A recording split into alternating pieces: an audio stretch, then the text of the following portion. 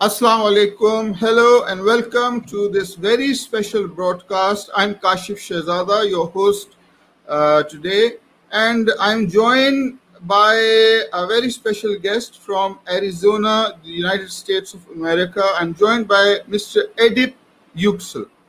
Edip Yuksel needs no introduction in many circles, but for the for those of you who might not know him, he is a Turkish American Kurdish author and an activist. He has been involved in political activities and he also claims to be a reformer of a religion. Uh, to elaborate a bit on that, Edip, Assalamu alaikum. Would you like to give a brief introduction about yourself? Assalamu alaikum. I think you should have delayed this for a better quality broadcasting. There is adjustment. You say delayed, but for 30 seconds, then the quality will be much better for the future. Yes, this is Edip from Tucson, Arizona. I don't know what you want from me right now. You want to introduce myself, Kashif? Yes, please, just briefly. Okay. Yes, I am originally a Kurd from Turkey. I will spend almost half of my life in Turkey, and then I had to immigrate to the United States for my freedom. Early in my life, until age 29, I was a Sunni from a Sunni family. My father was a well-known Sunni scholar in Turkey. He still is well-known after his death. And my mother is also from a very well-known family, a religious order family. And my uncles were in politics. They were a member of Congress when I was young. And therefore, I was born in such a family.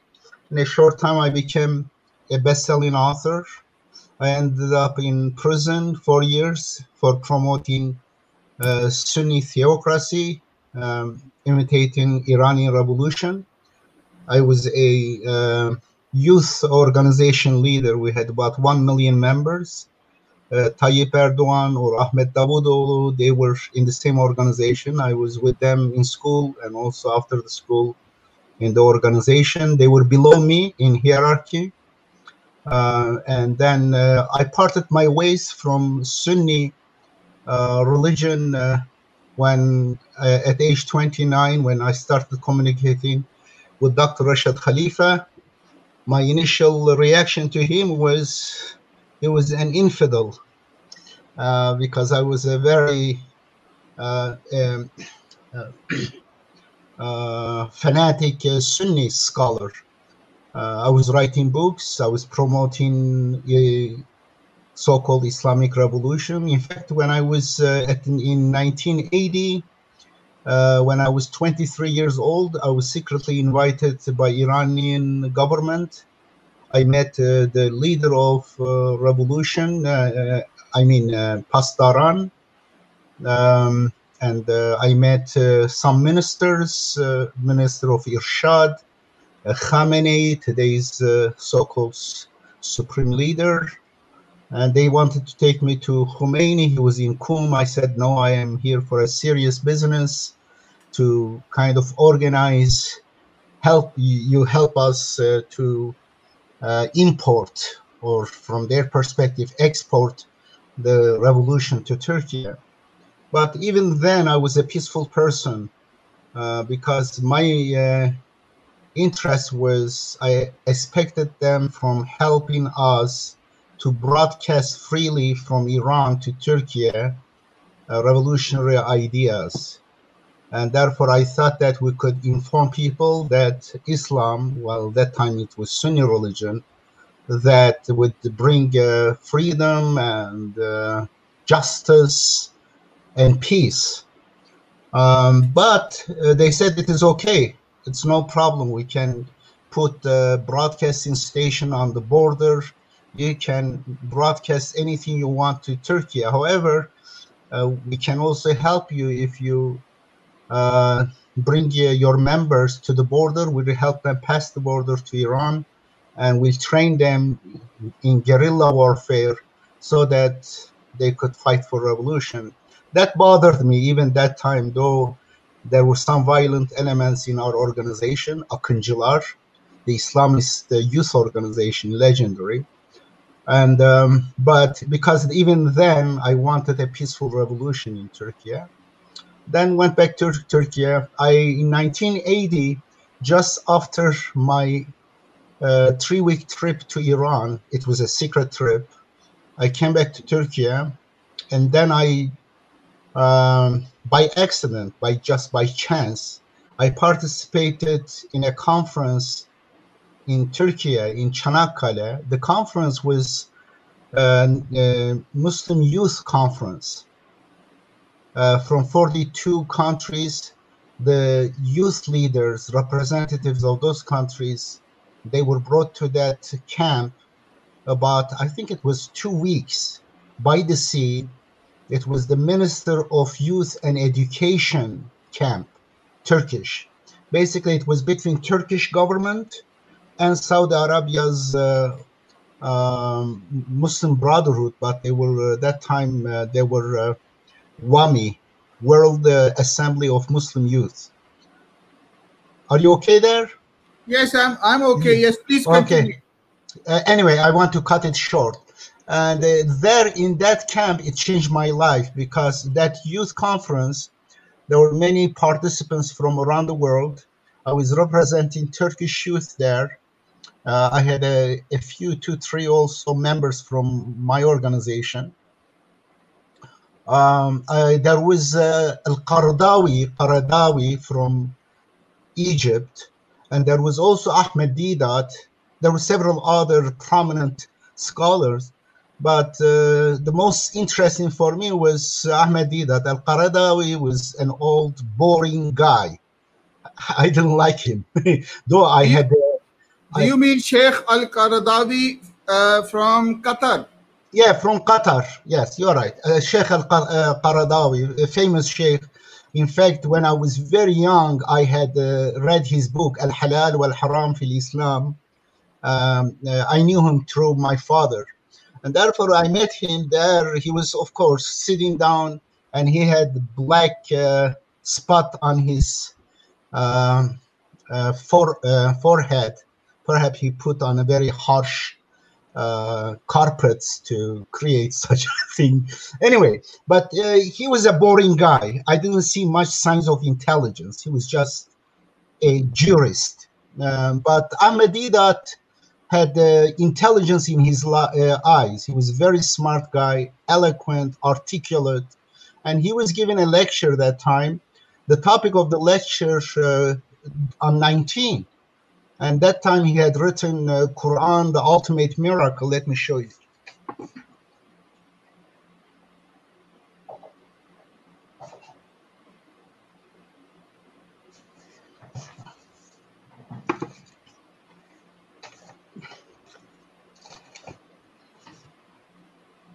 Yes, I have seen that book. I have read that book, and I have also listened to Sheikh Didat's lecture on the topic.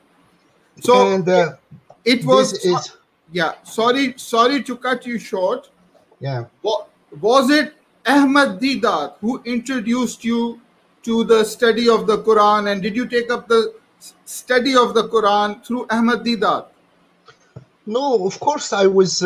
I had studied the Quran when I was in elementary school, middle school. My father was the top Sunni clergyman in Turkey, and he was the top professor of Arabic. He's well known. If you write Edip Yuksel, he was respected by everyone there in Turkey. Therefore, I was his student. Also, I went to a parochial school.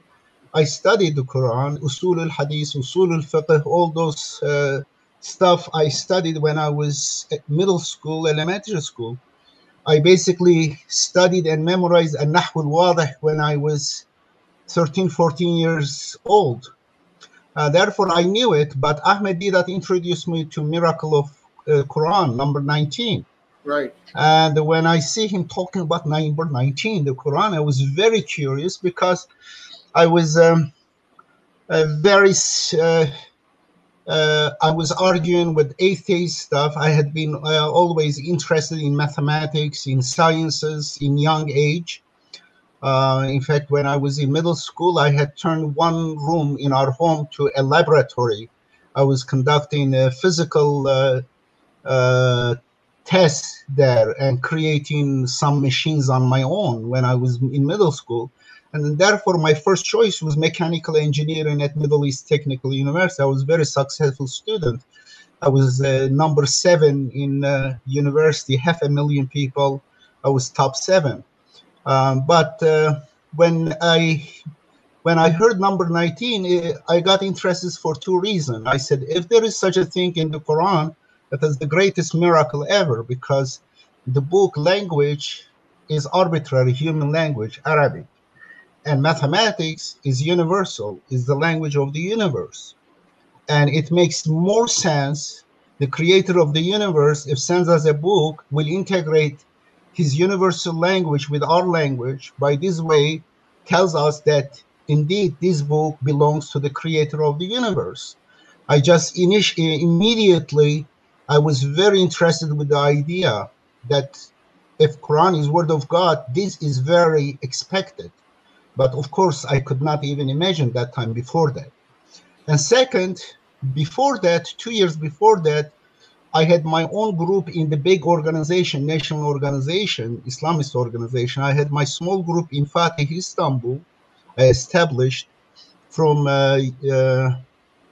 high school students to prepare them for universities. That time we were fighting over conquering universities, taking universities as a territory.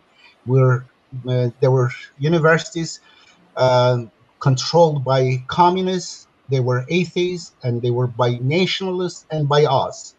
We were the biggest organization, but we were not fighting with violence. But we were therefore, we wanted to target one university to get that university under our control. Therefore, I had about 50, 60 high school students. I would prepare them both ideologically and also academically to the university. And then I wanted to call them a name that time. I said, I said, let me a number. And then I still remember the night that I was thinking about the name. I said number 19. I had no idea about that time the number 19 in the Quran stuff. Therefore, for 2 years, I had my own group, 19, FT19, means Fatih 19. And then, therefore, it was my interest. Wow, this is my group's name. And here it is, great interest in, if it is true, that is proof that the Quran is word of God. And second, it is my group's name. Anyway, after that... You mentioned briefly that your association with the current Turkish leader, Tayyip Erdogan. Can you elaborate a bit more on that? How did you know Erdogan and what was your association with him? We were in the same high school, in Istanbul Imam Hatip Lisesi, the parochial school that we had normal high school curriculum, plus we would have the Quran, Arabic, Usul al-Fiqh, Aqaid, and Usul al-Hadith, those kind of classes. We had extra classes. It was long days. And that time we had even part of the Saturday, half-day Saturday. Later Saturday became off.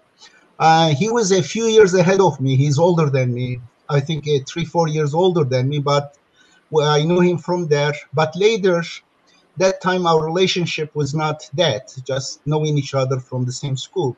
But later, when I became the president leader of the youth organization, and he was also working in the party, we were officially separate from the party. Therefore, party wanted to avoid liability, formal liability from the group, because there could be violent elements stuff. Party did not want to be associated officially, but party was organically helping us to organize. Therefore, we were the biggest youth organization in Turkey. And Tayyip was also working for the party. He was in the same region. He was collecting money from the merchants. That time, of course, we were meeting each other, talking to each other. And that time also our ways were different. I was with people on the street, with promoting the message, take risks. My brother got killed. He's a legendary in Turkey. If you write Edip Yuksel, he was killed at age 21, but he's still anniversaries in Turkey. They celebrate him. He's basically the most known Islamist martyr in Turkey. And Was he a member of the same group? party? Yeah, the same group. In fact, after my brother was killed in 1979 in Fatih Mosque, he was coming out of the Fatih Mosque, and he was killed by three leaders of the nationalist fascist organization. And later you found some interesting links between that assassination and some United States, CIA, and other interest in Saudi Arabia's involvement. There are several books, two books discuss those detailed documents and links. Initially, I rejected that as conspiracy theory, but later, one of the key figure in that one, during his talk, he gave away some of the things that it was stated there.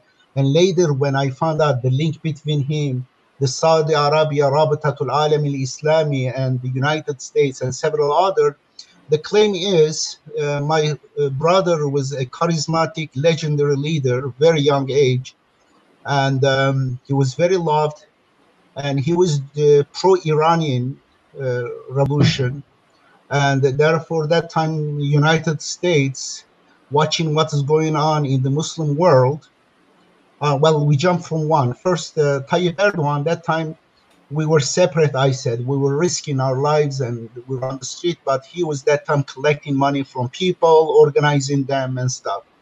And my brother, because of his anti-American, anti-imperialist position, and also his universal values, because, for example, the slogans of his youth movement, he had 4 or 5 languages, Turkish, Kurdish, English, Arabic, and Persian. It was first.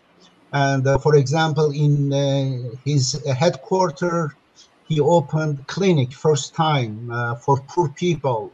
He organized doctors. He mandated them, if you are Muslim, if you are affiliated with this party, you have to give charity from your work.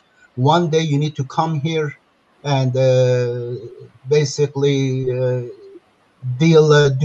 provide health service for people, and also got medication and stuff, that kind of things. He was very socially engaging, had great empathy, and therefore he was a leader, rising leader. And I think the Iranian Revolution it was changed, created today's Middle East right now.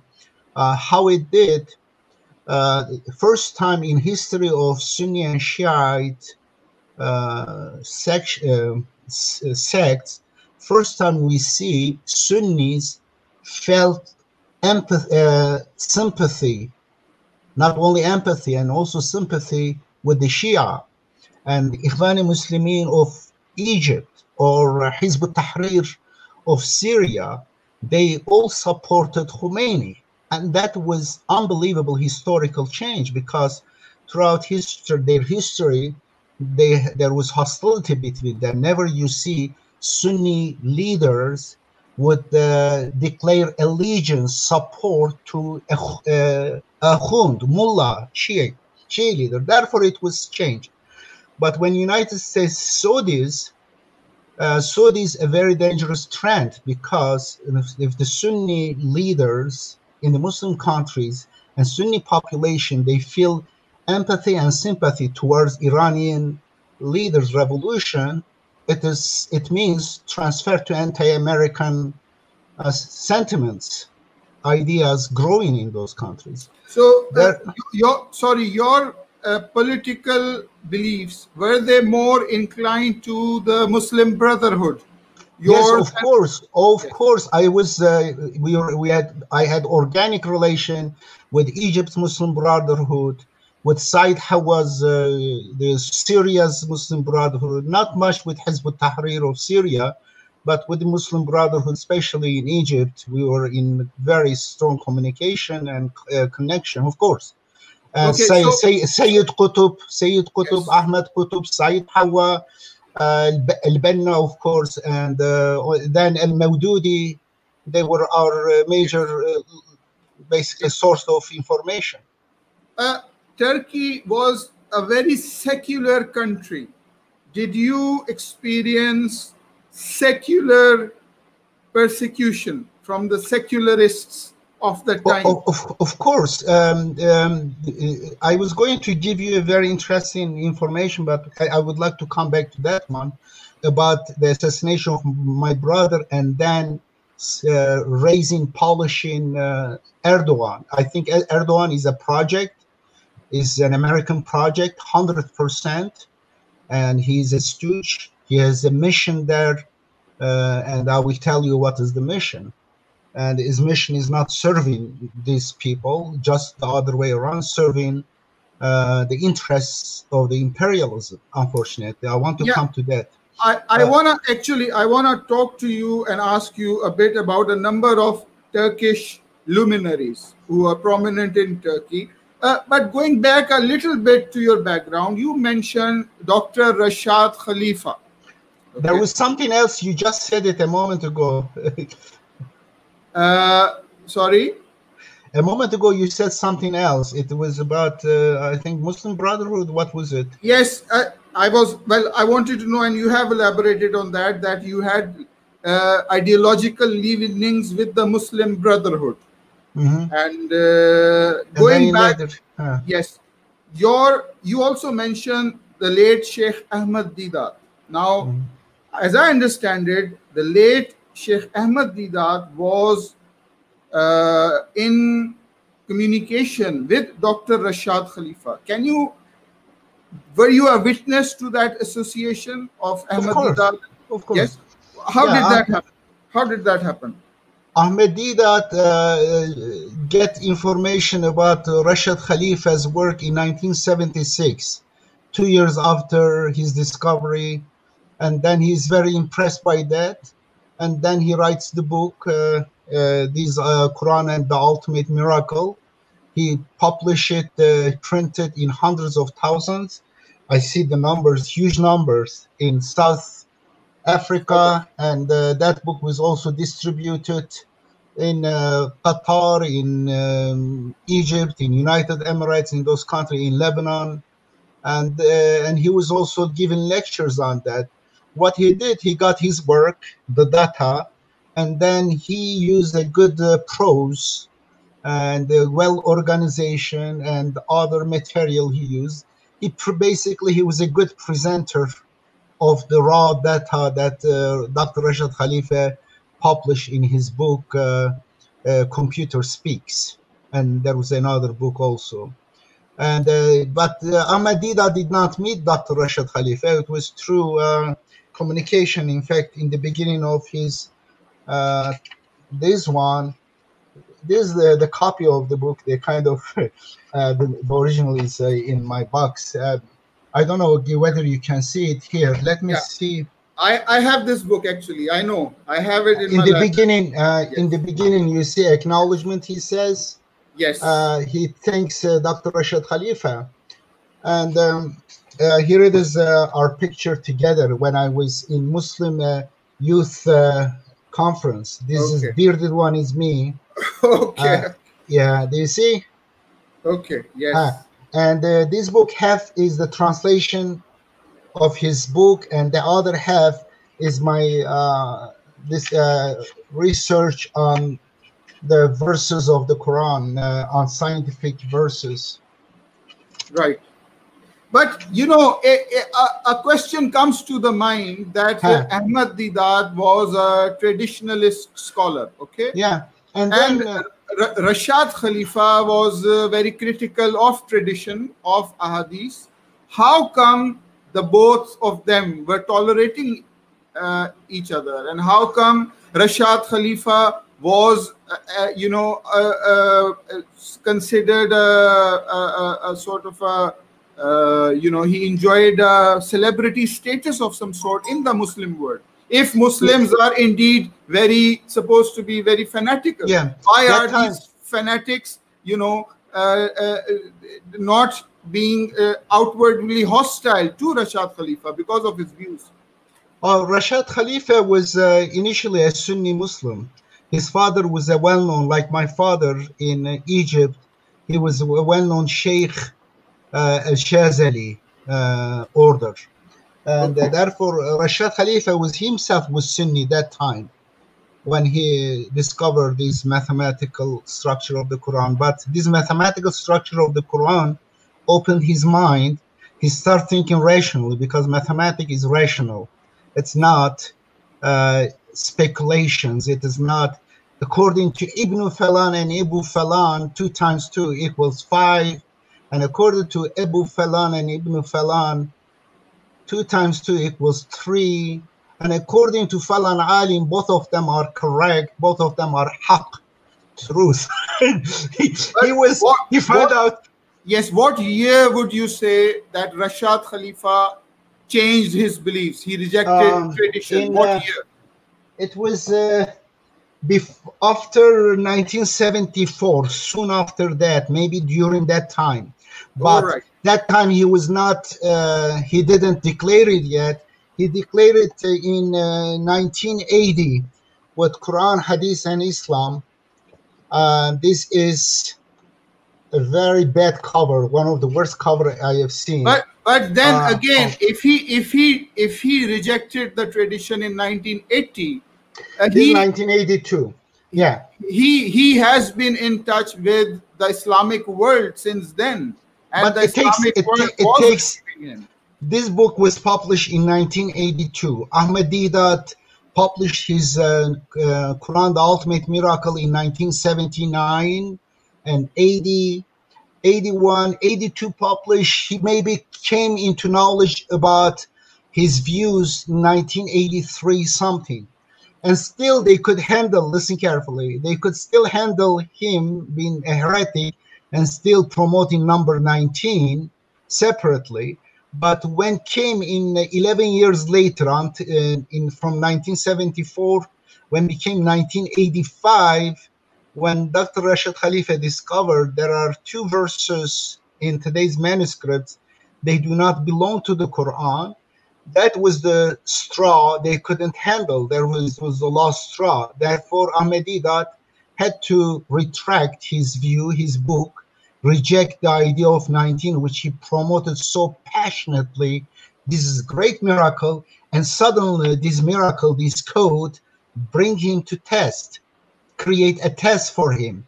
Either your ancestors, the multitudes, the 2 billion so-called Muslims, or the testimony of the Quran, the number of God. Whether the number 19, God's chosen number, or the number of people, which one do you choose? Ahmed Deedat choose the wrong side. Okay, I have this translation by Dr. Rashad Khalifa, the Quran. Yeah, I have it too. Okay, and it says on the cover that it is the authorized English version. Can you please elaborate on what that means? Authorized. Authorized by whom? Authorized, he meant authorized by God, of course, but he didn't mean that it is verbatim, it is correct, accurate, there is no error, just the other way around. He made 3 versions of it, corrected and revised again. But he believed, asserted, argued that this is authorized by God because it doesn't distort the message of God. There will be error due to his inattention or human limitations, but it doesn't associate partners to God through including hadith, seerah, asbab al-nuzul, fiqh, this and that. Therefore, it is trying to understand God's word with God's word, and believing that this Quran is mubin, is open, is mufassal, detailed, is tibyanan likulli shay, it is explanation of everything. Tammat kalimatu rabbika sidqan wa adla, it is complete. and also believing that God is the teacher of the Quran, not Muhammad, not someone else. Ar-Rahman allama al-Quran. And therefore, under the many verses like this, he translated the Quran by using the language of the Quran, by using the ayah of the Quran and the ayah in the nature. And therefore, in that regard, it is authorized by God. And I But do believe. yes, but again, you quoted Ar-Rahman Allama al-Quran. Rahman, the most beneficent, he teaches the Quran. But at the same time, you are saying that his version, which is an authorized version, has mistakes. So is God teaching mistakes? It is human. God teaches, but God teaches in stages. And God teaches in stages. We are humans. We are not perfect. Therefore, God in the Quran says, وَلَا تُحَرِّكْ بِهِ لِسَانَكَ لِتَعْجَلَ بِهِ ثُمَّ إِنَّ عَلَيْنَا جَمْعَهُ وَقُرْآنَهُ. Correct? Do not rush into the understanding. We will teach you. Therefore, there is time. There are certain verses when you don't understand, say, Rabbi zidni ilman. But at that time, you may have some misunderstanding because of your shortcoming. Maybe it is not time for you. It is. And we are humans, but the knowledge in the Quran is divine. According to our capacity, we are learning something. According to your capacity will improve tomorrow, better, God willing. My capacity, therefore, with time, we are learning. And Muhammad also learned gradually the Quran. He didn't understand every verse. In fact, he didn't understand all the verses because some of the verses. But again, you quoted an ayah, لا تحرك به لسانك لتعجل به إن علينا جمعه وقرآنا فإذا قرأناه فاتبع قرآنا ثم إن علينا بيانا. Then upon us is its explanation. God is the one who explains the Quran, who teaches the Quran. Ar-Rahman allama al-Quran. God is the one who is the teacher of the Quran. This translation says that it has undergone editing. Yes, of course. So, which version has been taught by God? The first version, second version, third version? There are certain things, there are detail. There are certain details. It is, but the main thing, what is taught by God is unity of God, oneness of God, not doing the shirk, the most important thing. And this translation is a translation made by a mu'min, the one who trusts God alone, who dedicate his system to God alone, not to God plus Muhammad, plus Sahaba, plus Tabi'in, plus Ibn Falan, plus Abu Falan. That in that regard, it is categorically different than previous translations. Therefore, it is authorized translation because it is done by a mu'min, the one who is a rational monotheist, who is submitted to God. Therefore, it doesn't mean there is no error in that translation because he was not a perfect human being, but his understanding was according to major commandment of the Quran. He didn't commit shirk like others do in their translation.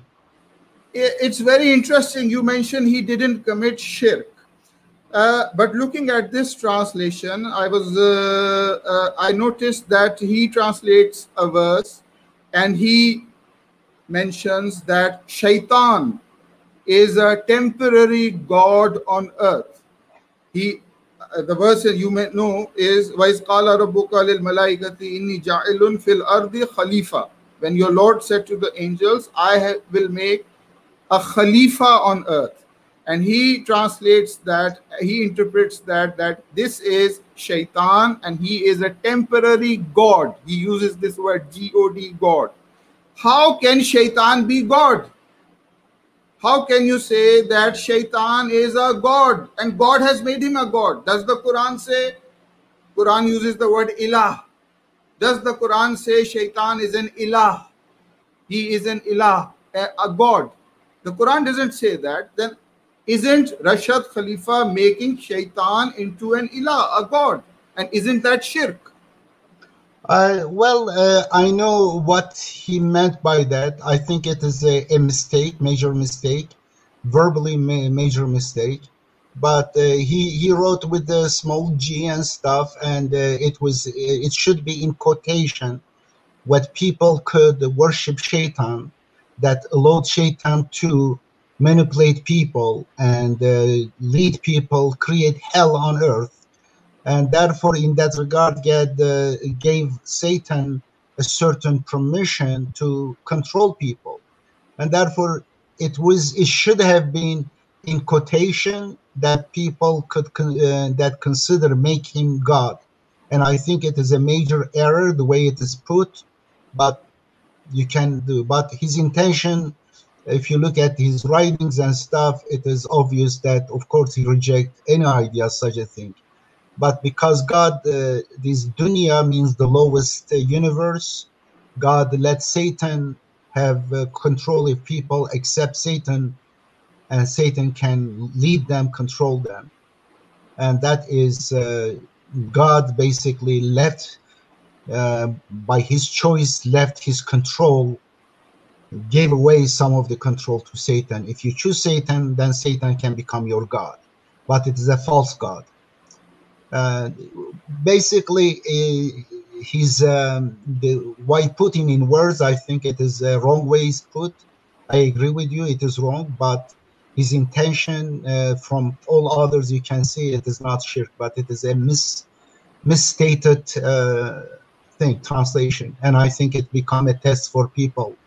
If some idolize Rashad and they will follow literally everything, they will be in trouble with that.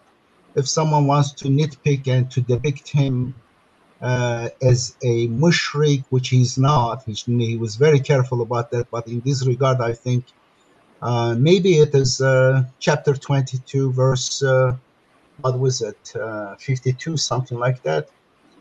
It could be. Okay. Yes, go ahead. Now you, a little while back, you quoted a number of Quranic verses which elaborate that the Quran is detailed. Okay, you recited وَتَمَّتْ كَلِمَةُ رَبِّكَ صِدْقًا وَعَدْلًا and other verses, Now, if the Quran is fully detailed, if it has guidance for all things necessary for guidance, which I also believe so, then why the need to write books and give lectures to explain Quranic teaching? You yourself are an author of more than 20 books. If you believe that the Quran is fully detailed, then why are you writing books to explain Quranic understanding? Sorry. Fair question, beautiful question. Please repeat again if you wish. I'm sorry. Okay, now the Quran says in many ayat that the Quran is detailed. For example, أَفَغَيْرَ اللَّهِ يَبْتَغِي حَكَمًا وَهُوَ الَّذِي أَنزَلَ عَلَيْكُمُ الْكِتَابَ مُفَصَّلًا. Chapter number 6, ayah 115. Shall I take other than Allah as a hakam? When وَهُوَ الَّذِي أَنزَلَ عَلَيْكُمُ الْكِتَابَ مُفَصَّلًا, that he has sent down to you a kitab which is mufassal. So the book is mufassal. You know the meaning of the word mufassal, which means, having details. If the Quran, the book of Allah, is fully detailed, why are you, as a person who agrees to that, also writing books to explain, give more explanations to the Quran? And why did Rashad Khalifa have to go and write a translation and a commentary of the Quran? Very good. How do you reconcile this? Yeah. How do you reconcile? It's very simple. It's very simple because you miss some important point. Because of the missing important, it appears to be a contradiction. The reality is this. When we say Quran alone is enough and Quran is clear, it doesn't mean you cannot understand it. You cannot share your understanding of the Quran with other people. It only means this. You cannot add to the verses of the Quran. Let's say you want to understand a verse or explain to someone from the Quran. you have to provide verses, ayah from the Quran or ayah from the universe, from nature, to explain it. That is the explanation of God, because you are not bringing your own mind or something out from Ibn and Abu said this, therefore it is. Let's say, Azani to that verse. And you say, well, this is about not married one. For the married one, here it is, there is a verse says, stone them to death. You see, this is very different, categorically different. You are, from your hat, you are getting rabbit and crocodiles out of your hat. And other things, you say this verse, look at this. You see someone read that verse and misunderstand it. And you say, look at another verse. Here are a few other verses. Let's say about Shafa'a. مَا الَّذِي يَشْفَعُ عِنْدَهُ إِلَّا بِإِذْنِهِ. And say, well, if there is isn't an exception, then we can have this as a shafi, as intercessor. You say, my brother, I study the Quran. There are these other verses too. You are not bringing an extra explanation out of your hat. You are not a magician producing something.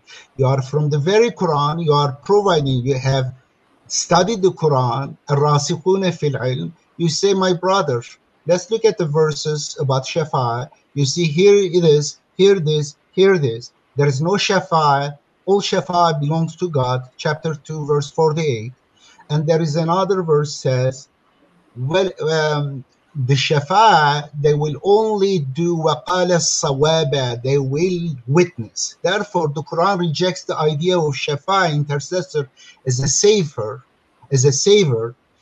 If there is, it reduces to as a witness. Means it doesn't have really any change. It will only witness what is there. Therefore, the Shafa'a, what you are expecting, is rejected by the Quran as a shirk. If there is Shafa'a, if someone enters, it is like 0 on the left side, not right side of the number. On the left side, it has no effect because they will only testify. And the only Shafa'a of Muhammad in the Quran will be, Ya Rabbi, inna qawmi takhazu hadha al-Quran mahjura.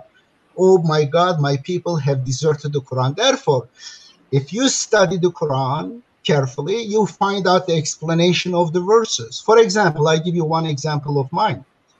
The Quran says the person is breastfed by mother breastfeed for 2 years. It's about breastfeeding. Time of the breastfeeding is 2 years. And in another verse says, وَحَمْلُهُ وَفْصَالُهُ, I think, yeah. And another verse says it is no, I'm sorry. Breastfeeding is 30 months. 30 months. 30 months. In another verse says the carrying of the baby and breastfeeding is 2 years. Therefore, 2 years is what? 24 months, correct? And then 24 months. No, I'm sorry. 2 years was the breastfeeding, and 30 months breastfeeding plus carrying. Therefore, it makes carrying the baby 6 months. There was a problem there. Do you understand? Carrying the baby plus breastfeeding 30 months, the Quran says. In another verse says breastfeeding is 2 years, therefore 24 months. 24 subtract from 30, you end up 6 months for carrying the baby. But we know that carrying baby is not 6 months, is 9 months, 10 days. More accurately is 266 days, biological precise time. And therefore it creates problem. They say there is contradiction. According to the Quran is 6 months, but normally it is.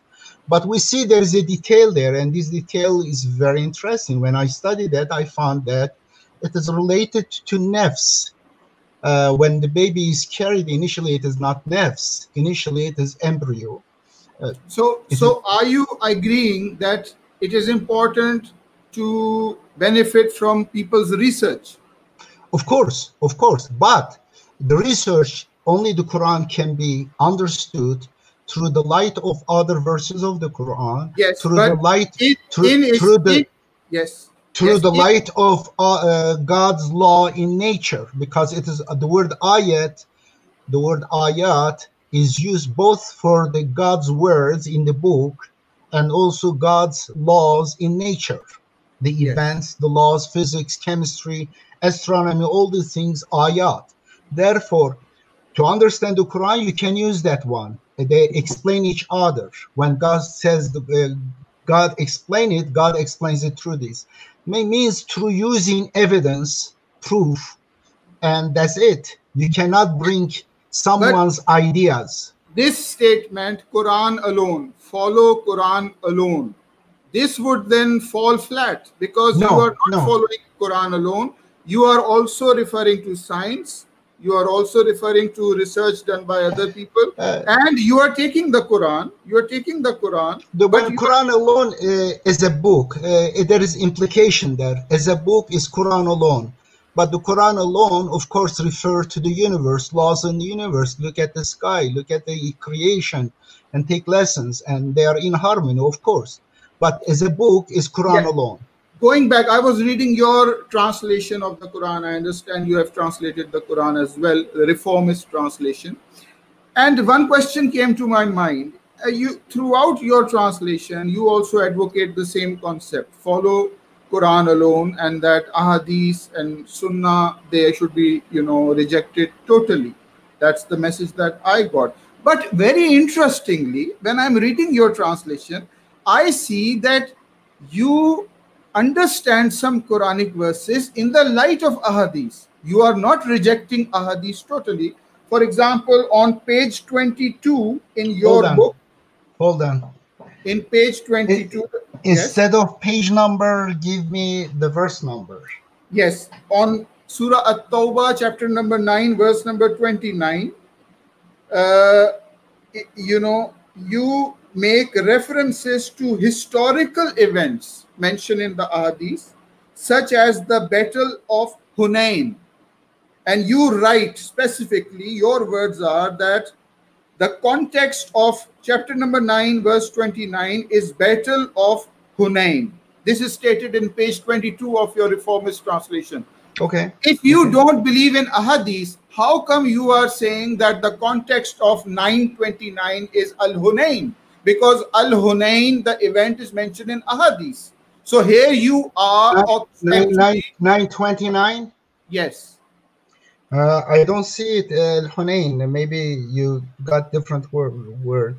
I downloaded a PDF version, and it says in that the context of 929 is Battle of Hunain. Hold on. Let me get the other version.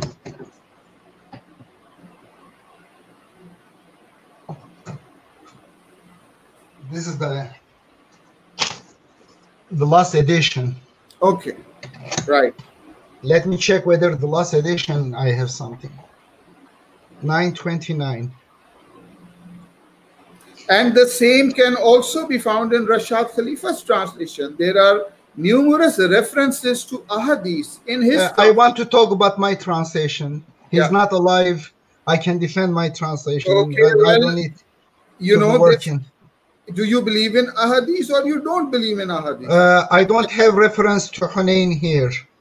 So is that been edited? I have the PDF version. No. Maybe it is somewhere else. It is possible. In the footnote, I may refer to it. But hear me out. But do you agree that you did refer to the Battle of Hunain? I don't know. Maybe somewhere I may refer to a battle name I have given maybe in the footnote. Okay. Hear me out. That has no material change impact on the understanding of the verse, because I don't include in the verse the meaning of the verse. I get it from the text.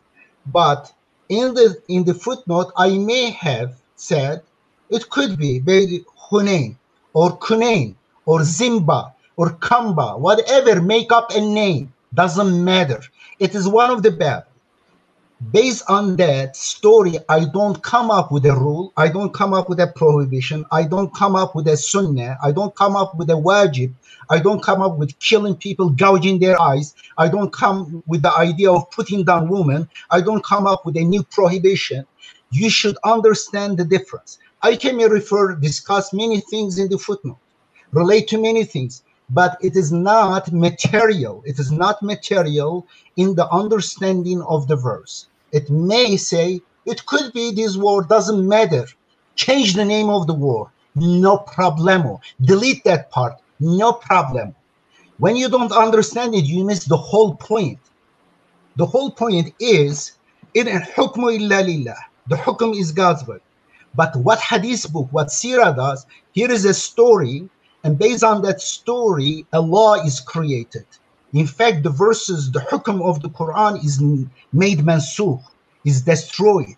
That is done. That is major difference. That is the difference. But but do all scholars do that? Why are you implying that as if the entire Muslim ummah is doing that? Isn't there? They're all doing that. Anywhere it says Quran and plus hadith, plus sunnah, plus this, plus that, they are doing shirk. Finished. But hang on. There are many Islamic scholars that say that the Quran is above the ahadith. And if there is a contradiction between the Quran and the ahadith, then you prefer the Quran. Here is the problem. In fact, shirk is that. Exactly, you described shirk. Shirk, God, Allah is the biggest.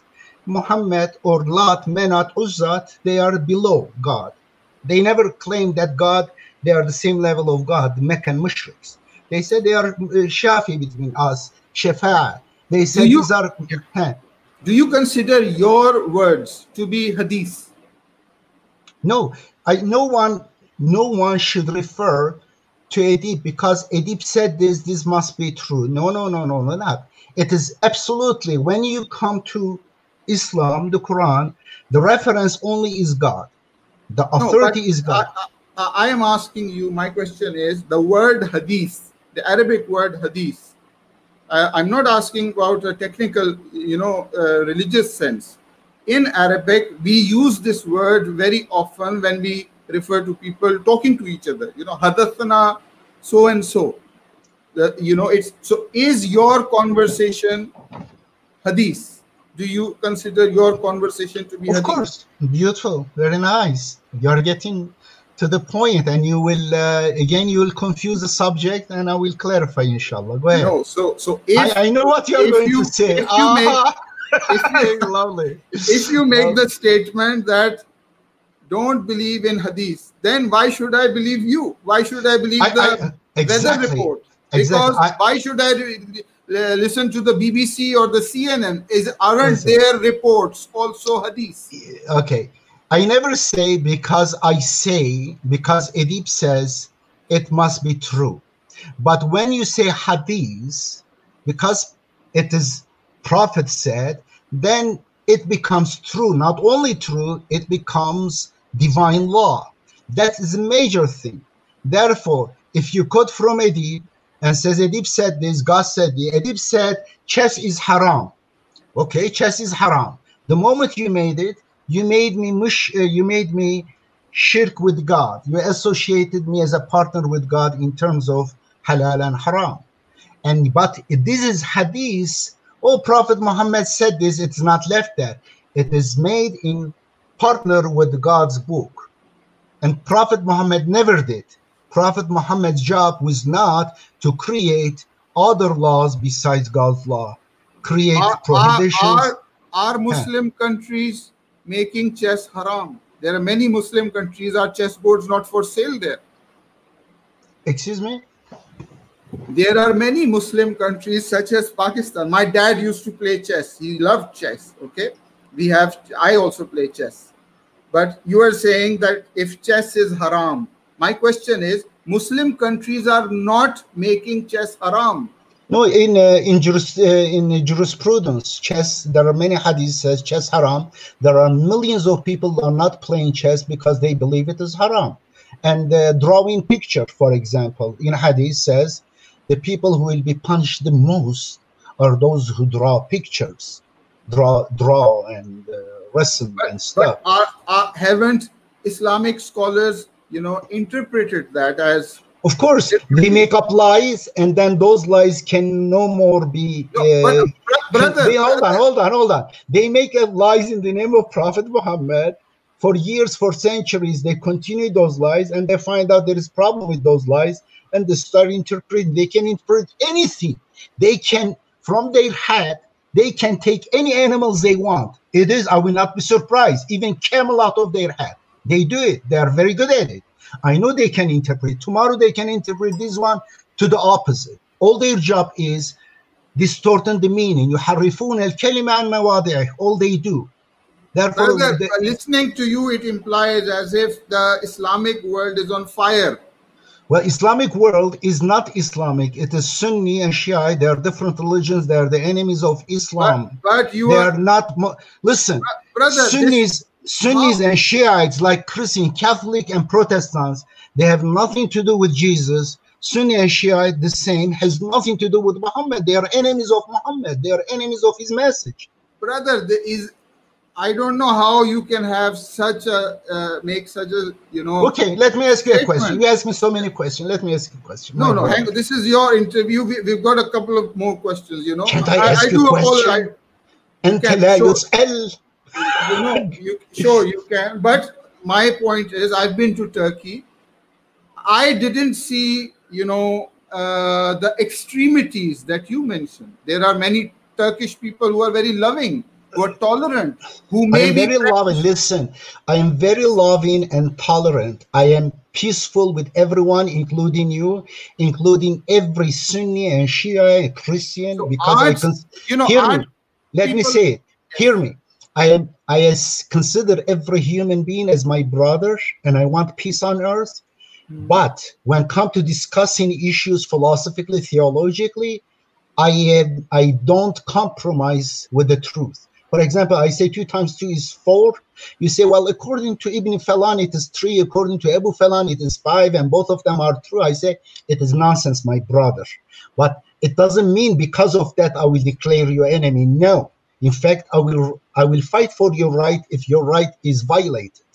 But the Sunnis and Shiites, they are the other way around. They want to kill me. In fact, they killed Dr. Rashad Khalifa. My religion is religion of peace. It doesn't mean, listen. When I say you are mushrik, it doesn't mean you should be killed. You should be suffocated. No. You should be silenced. No, I don't. I think that you are, as human being, you have the choice. You can be فَمَنْ شَاءَ فَلْيُؤْمِنْ فَمَنْ شَاءَ فَلْيَكْفُرْ. You can be whatever you want. It's your choice. We can discuss on the context of discussing, debating theology and philosophy. However, when it comes to social, political issues, I consider you as my brother. But whether you consider me your brother, it is another issue. Or whether you will give me right to even live, it is another issue. Now, majority of people believe that Murtad should be killed. My life is at risk by the Sunnis, by Shiites. Not all Islamic scholars believe that. Okay, let me ask you a question. Here it is. Yes. First of all, do you believe that Quran alone is enough? I believe Quran and whatever it says. Quran doesn't say follow Quran alone. Okay. There is, for example, research in science. It says go and research science. So I know, but as a book. I believe all the Quran, all the words are true. All the words are true. But brother, going back to I ask you one question. Yeah, sure. Now, it is easy to see how for Muslims, it is easy. They can see that almost all Christians, they diverted from the right path. They have Trinity, has nothing to do with the teaching of Jesus. But for Christians to believe that is very difficult if you are raised in a Christian family. But brother, let me tell you, I have worked professionally with Unitarian Christians. Yes. Unitarians don't believe that. I was in Oxford. I was a member of their team. Yeah, I know them. Brother, you are making sweeping statements, and you are saying as if all Christians believe the same, all Sunnis believe the it same. doesn't mean. Oh, I'm not talking about few minority. I know there Unitarian Church Yes. here. So I have been gone. there is diversity of view in religions. There are few. There are few. They are maybe 1%. But I'm talking about more than 90% of Christians. They believe in teachings of their ancestors and scholars, which has nothing to do with the teaching of Jesus. They follow the teaching of Saint Paul. And the same with Sunni and Shiites. They follow the teachings of those who fabricated lies in the name of God and Muhammad. Therefore, when I say a Christian who is raised in a Catholic or Baptist or Protestant or evangelical environment, if he finds out that Trinity is fake, made up, it doesn't exist in the Old Testament, neither in the New Testament, and tells people, they say, how can it be all wrong? Our ancestors, great saints, we had alims and stuff, popes, all of them cannot be wrong. The same with you guys. Now I ask you a question. The Turkish word entered my mouth. Şimdi means now. Now I ask you a question, Brother Kashif. You are a good guy. I like your style. You are, mashallah, comfortable. You appear to be very confident in your belief system. The Quran, the major statement in the Quran is, the main message of the Quran is, do not idolize any human being, any other creature. Means do not make someone exaggerate. Only God is the one should be your ultimate goal, because God has all the good attributes. God has all the universal values belong to God. And therefore knowledge, haq, truth is God. Therefore seek the truth, submit the truth. God is Rahman, Rahim, have empathy, seek empathy, rahmat. And then God is Salam, peace. God is Muqsit, just, seek justice, correct? Now, when I look at it, Tawheed means unity of God is very important. Throughout history, I think idolization of humans and other things is the source of the biggest trouble in human history. Major wars is because of idol worship, idolizing either the religious clergyman of your time or the leader of your time or your flag or whatever, material things. Therefore, it creates these wars and conflict and trouble. Now, the statement of the Quran, Shahada, is Ashhadu an la ilaha illallah, according to Quran. And you don't find Trinity in the Old and New Testament. Nowhere you find the Shahada of Sunnis or Shiites in the Quran, exactly like Trinity. This is duality, tasniyah, kalimay tasniyah, two, Allah and Muhammad, Allah and Muhammad. Now, the question is, if you follow the Quran and God and Muhammad, because Muhammad believed in the Quran, it is obvious kalimay shahadat should be ashhadu an la ilaha illallah and period. And now when I look at Sunnis, they say ashhadu an la ilaha illallah and Muhammad Rasulullah, they add to it. It is not a simple addition, because according to the Quran, it is a major disobedience to God's law. It is major infraction, diversion from monotheism. To mention Muhammad. To add Muhammad's name in Shahada, yes. But in Quran chapter number 48, verse number 29, we read, Muhammadur Rasulullah. Muhammad is the messenger of Allah. How can it be wrong? Because the Quran itself. That means you didn't understand me. Let me repeat myself again, because I'm not saying that. I didn't say, listen carefully. I'm asking you a counter question.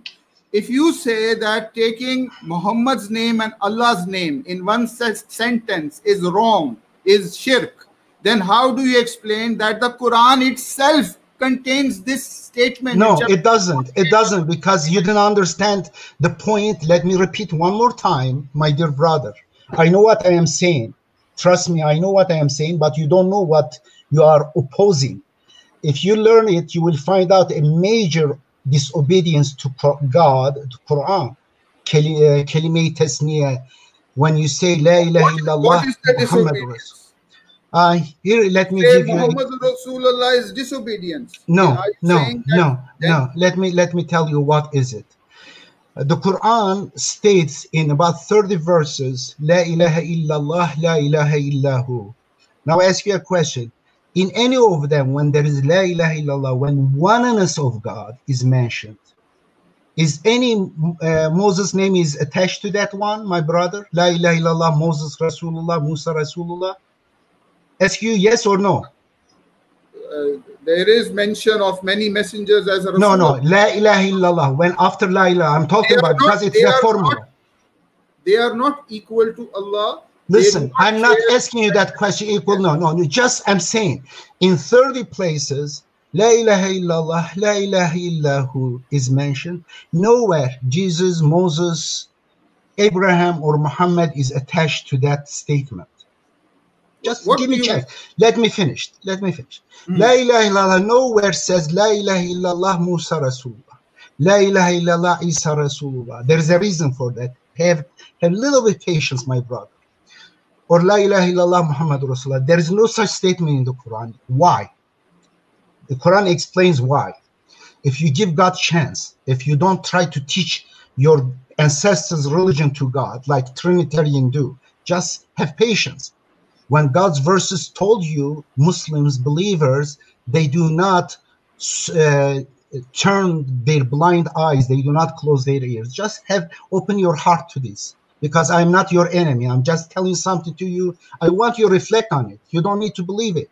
You may not have answer now, tomorrow come with answer, but I want you to reflect on it. Why I reject the tasniyah, kalimah tasniyah, shahada, Allah, La ilaha illallah, Muhammad Rasulullah, together. Why? Because the Quran in 30 places, La ilaha illallah, La ilaha illahu, nowhere, no messenger's name is attached, because it's about oneness of God.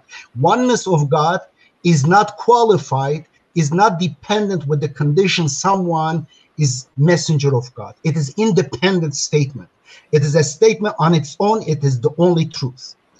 And the Quran, Kalimah Shahada, is mentioned in chapter 3, verse 18. It says, Shahid Allahu annahu la ilaha illahu wal malaikatu wa ulul ilmi qaiman bil qist. God and angels and those who are endowed with knowledge, correct? They say what? La ilaha illahu. They witness that God is only one. Over there, we don't see in this Shahada, Muhammad or Musa or Isa or Abraham is not added. No, is not added.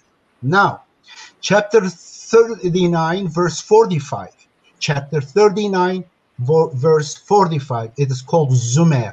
Chapter Zumar, verse 45 says, وَإِذَا ذُكِرَ اللَّهُ وَحْدَهُ اشْمَأَزَّتْ قُلُوبُ الَّذِينَ لَا يُؤْمِنُونَ بِالْآخِرَةِ. When God alone, not wahida, it is wahdahu. God alone, when mentioned, those who do not believe in hereafter, they don't like it. Their heart gets kind of upset. وَإِذَا ذُكِرَ الَّذِينَ مِن دُونِهِ, when other than God is mentioned, فَإِذَا هُمْ يَسْتَبْشِرُونَ, they get happy with that. Therefore, God makes it as a litmus test for believers who أَلَيْسَ اللَّهُ بِكَافٍ عَبْدَهُ, isn't God enough for his... Let me finish. One more point. Two more points. Your question, please, because the light, we have a problem with the electricity here in Pakistan. Okay, I'm just coming. 2 more minutes, I'm done. 2 more minutes. And then here is this verse says, if you are happy with God alone, you believe in hereafter. Those who believe in hereafter, they are happy with God alone. But those who do not really sure about hereafter, they just follow conjecture, their ancestors, they follow worldly life. They are not happy with that. They want to add something, either Jesus or Moses or Ali or Muhammad or this or that. Exactly. God diagnoses the problem in the heart of those who add La ilaha illallah, Muhammad's name.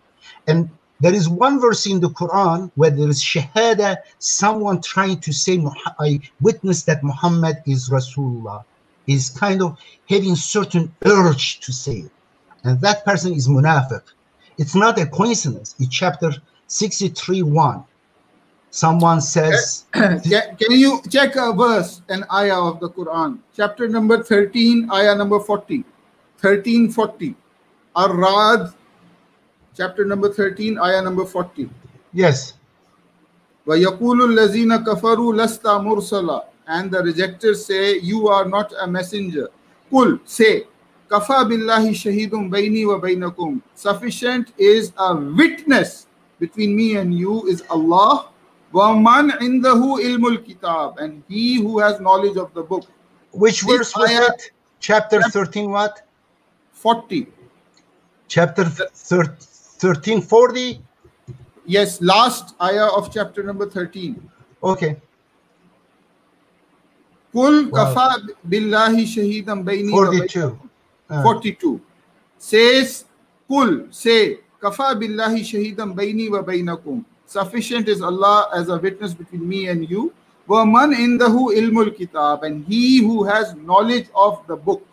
The person who has knowledge of the book is a witness over the messenger. So your statement that if you cannot be a witness over the messenger is refuted by this ayah. I'm not saying, no, that means again you missed the point. Secondly, do you agree with the statement Muhammadur Rasulullah? Muhammad is the messenger of Allah. Do you agree with this statement? It is wrong statement in English. Then you are rejecting Quran. No. Don't rush. I know what I'm saying. Muhammad was Rasulullah. Is not Does the Quran Rasulullah say that? now. Kana Muhammad Rasulullah. Is there written in the Quran? Yeah, the Quran says Muhammadun Rasulullah walladhina ma'ahu ashiddau ala al-kufar. Does the Quran say Kana Muhammad Rasulullah? Is there any statement in the Quran? Can you show me? Show me ما كان محمد أبا أحد من رجالكم ولكن رسول الله. Kana Muhammad Rasul. Muhammad was the messenger of Allah. Show me in the Quran. Yes, please. it is here. Here it is. محمد ما كان محمد أبا أحد من رجالكم ولكن رسول الله وكان رسول الله. Because how do you translate that in your translation? How do you translate it in your translation? This ayah. Muhammad is or was not. Muhammad was not the father of any of you, but was the messenger of God. You can translate that way because the word kana can become the beginning of this. Kana has many usages, but there is, when Muhammad is mentioned in the Quran, he's mentioned in the present tense. Okay? No, it is mistranslation. For example, in chapter 48 is also mistranslated, is stopped in the wrong place. Muhammad Rasulullah, you don't stop there. But I didn't finish it. Because what you did, you bring verse. First of all, I said the verse 81. We'll have more discussions, inshallah. Your sound is a little bit on the wrong side. Okay. Can't hear you properly. Brother, listen, brother. You are my brother. Listen. We can have more discussions as well, but for today's session, let's just go through some of the we'll discuss Kalimah Shahada because this is the most important distortion made because of the idolization of Muhammad. Inshallah.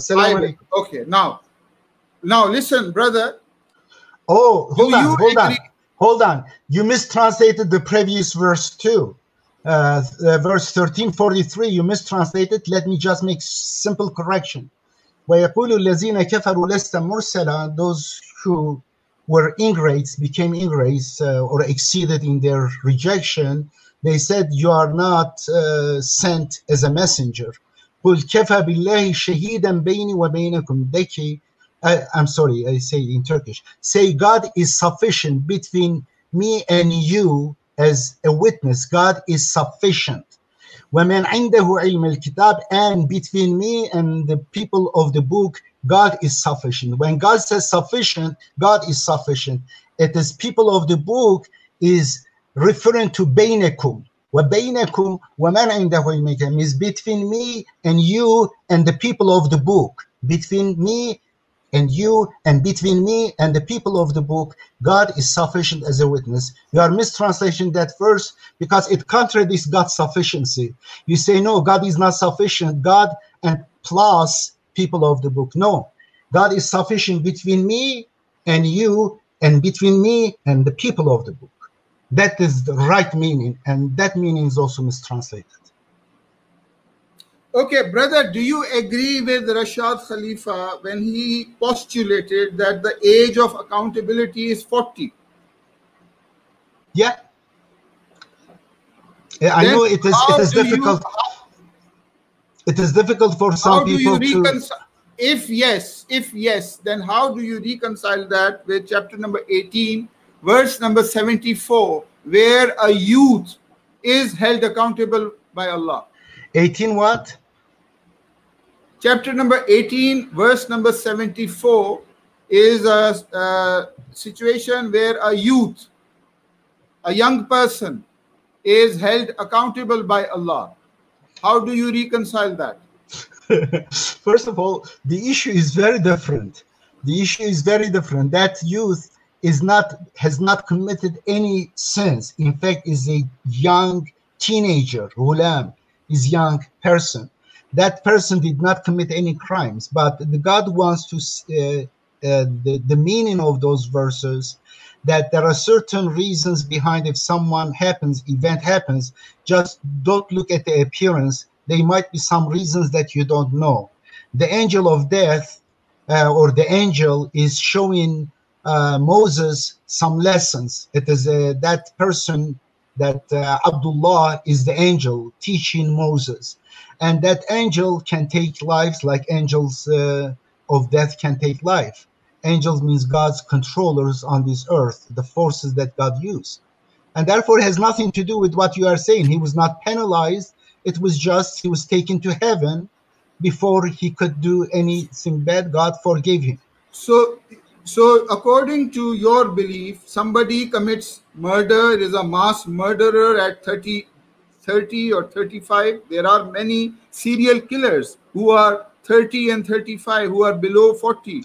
You are saying they will get away with it scot-free. What about Hitler's soldiers? A lot of Hitler's soldiers were below 40. I know you want to send more people to hell. That's fine. Now I ask you a question. No, what about a 13 years old killing people? Do you think goes to hell? Now again, there is no. I'm asking you a question. You ask me in order to explain it. For explanation, it's not to really put you down. Don't misunderstand me. Just to understand the issue. What do you think? It is age 13 if kills goes to hell?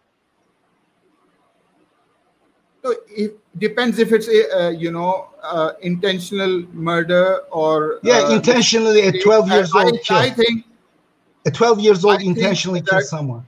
I don't think that a 12-year-old has the maturity to. What about 13? What about 13? I don't think so. 14?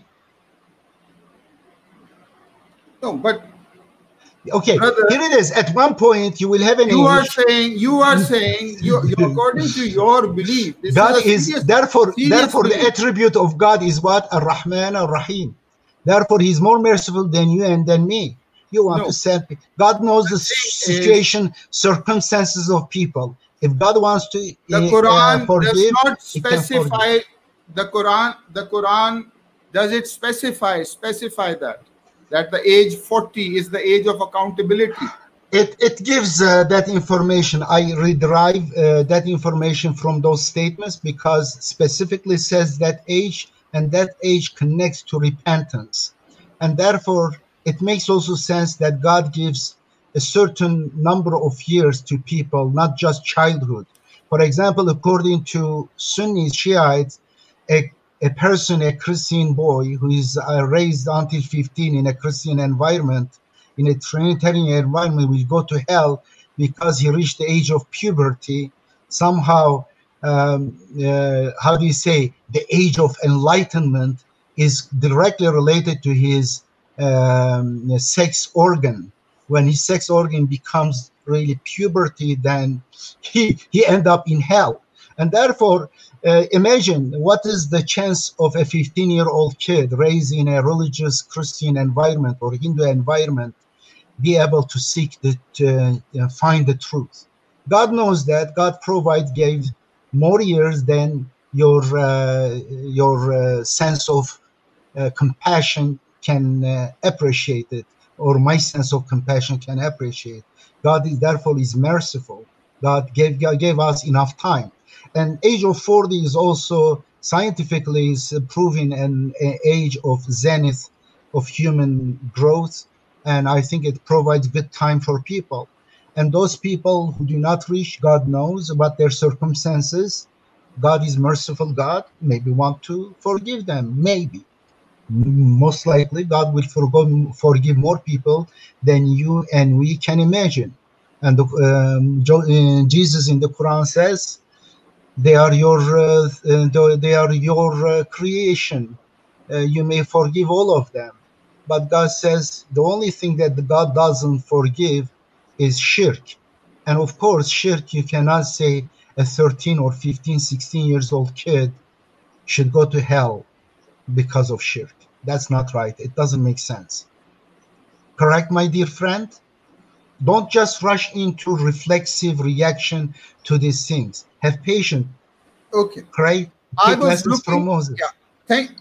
thank you for explaining that. I was looking at your Wikipedia entry, and it was stated there that you are a former member of the Submitters, the group that Rashad Khalifa founded. Why did you leave them? Is that true? First of all, I want to know, are you a former member? Have you left the group?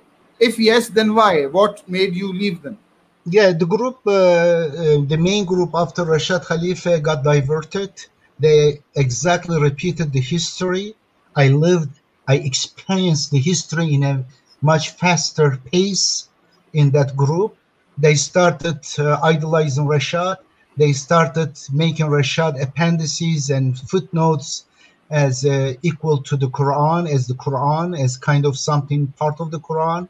And they started saying that Rashad doesn't make errors, even very obvious errors in those footnotes or in those appendices. They started rejecting or interpreting exactly like Muhammadans did, like the worshipper of Jesus, worshippers of Muhammad, Sunnis and Shiites did. Therefore, they fell the same trap of idol worship. They started idolizing Rashad, talking about Rashad, quoting Rashad and stuff. I rejected that kind of degeneration. It was absolutely contradictory to the message of Rashad. I spent 1 year every day, more than 10 hours together in Masjid Tucson while he was revising his translation, the second translation and second version edition. And for the third one, in fact, the second edition, I was there too. And I was also translating the Quran to Turkish that time. That time I haven't had English translation yet. And we were discussing every day. He was bringing his translation. I was bringing my translation. We were discussing on verses each other. And this guy, all his life, I said, the time I spent, God alone and Quran alone, nothing but the Quran. But now, today, those who control right now, unfortunately, Masjid Tucson, they say, no, Rashad's appendices and footnotes and articles, all of them, speeches, all of them are source. Therefore, exactly the same trap that Sunnis and Shiites fell. Therefore, I rejected. And many people left that community. The early believers left. Now it is controlled, that group. There are no, in fact, initially I was the first leaving that community, and me and several people. But some of the people who sided with those hypocrites, and later they were also had to leave, but they found out, realized the distortion pretty late, and it was too late. They already infected the group. They already got the control. Okay, it's therefore it made me, my brother, it made me much more aware of how people are idolized. The Rashad, who even said, after me people would idolize me, therefore if I when I die, please burn my body and go through the ashes into the restroom, to the basically toilet, is so that those who worship me go to the bathroom, smell stinky bathroom. And he was that adamant about monotheism, about how people diverted. And exactly soon after Rashad, we see hypocrites. They started idolizing him, making up. In fact, the first hadith fabricated soon after Rashad's death, hypocrites in Masjid Tucson. They made up a lie in his name, 100%. They said the meteor will hit Saudi Arabia in May 1990. If there was something, Rashad says something in that thing, I would know 100% because I was the closest person to him for 1 year until his death. And this guy made up this lie, and several people believed him. And then it created problem in Masjid Tucson. And he was a munafiq, like Abu Huraira, made up lie. And then when his lie was exposed, he had to escape. But later continued, the same mentality continued. Therefore, I know how Sunnis and Shiites came about. I saw Abu Huraira there. I saw these Abu and Ibn in Hadith books. I saw Bukhari there. In a very short time, exactly experienced the same evil in that group. Okay, I experienced. Right. I wanted to ask you that Rashad Khalifa's assassin has been convicted. It's been reported in the press, a man by the name of Glenn Francis. And what he was arrested about 19 years after his killing, unfortunately. 19 years it took to arrest him in Canada. Yes. What was the motive? What was the motive? He was a student of Khalifa. What was the motive? No, it has nothing to do with student welfare. He was hired by Saudi Arabia. And what proof do you have? The proof is obvious. The proof, Saudi Arabia in 1989, 1 year before, in Medina, they gathered a conference, 38 religious scholars, leader of Sunni countries. They gathered in Medina under the leadership of Abdul Aziz bin Baz. Was he Abdul Aziz? Ibn al-Baz. He was a Salafi, blind clergyman, very famous. And then they gathered for the affair of Salman Rushdie. That Salman Rushdie was #1 news in the world because Khomeini, I think Khomeini or someone in Iran, put $1 million on his head. And in Pakistan, in Iran, in Egypt, in Turkey, there were big protests against satanic verses, his book. And that time they came, Saudi Arabia was behind because the Iran was leading leadership, the emotions of Mohammedans, those who worship Muhammad, because they don't care when God is insulted around the world, when Isa insulted, when others, but when their idol Muhammad is insulted, they go crazy. And then what happened? They wanted to have leadership.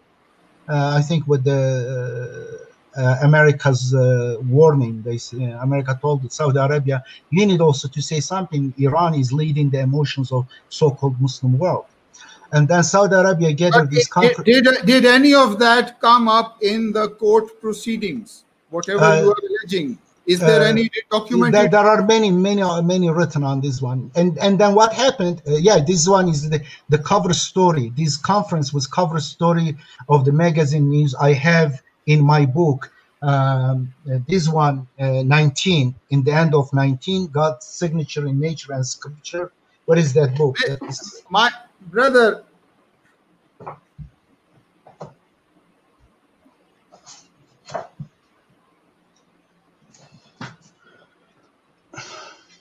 no, my question was not about any past, proceedings. My question, if you could please. My question is that in the court proceedings, did any of the evidence? I don't know. I was not in the court proceeding, but okay, so you don't know. So whatever I know something. I know, but it's not only court proceeding, my dear friend. The assassination. Aisha Musa is a colleague of yours. She writes about you that he differs with Khalifa in his interpretation of the Quran on a number of issues. Aisha Musa has written that you differ from Rashad Khalifa, a man that you consider to be God's messenger of the covenant, on a number of issues. If you consider Rashad Khalifa to be a messenger of God, how come you are disagreeing with God's messenger? Okay, let me finish that part and I'm coming to that one. And then they came up, issued a fatwa. They said Rashad and Rushdie, both of them are murtad, means should be killed. And within 1 year, he was killed. And the organizer of this murder, and there were two of them, they were also organizer of 9/11 attack, the hijacking. And it was also known by FBI. And I do believe and I argue about 99% almost, I am sure, 99%, I have so much evidence that FBI colluded with Saudi Arabia. Basically, United States told Saudi Arabia and other so-called 38 Sunni countries, yes, we let this guy to be killed by your terrorists. And then they did it.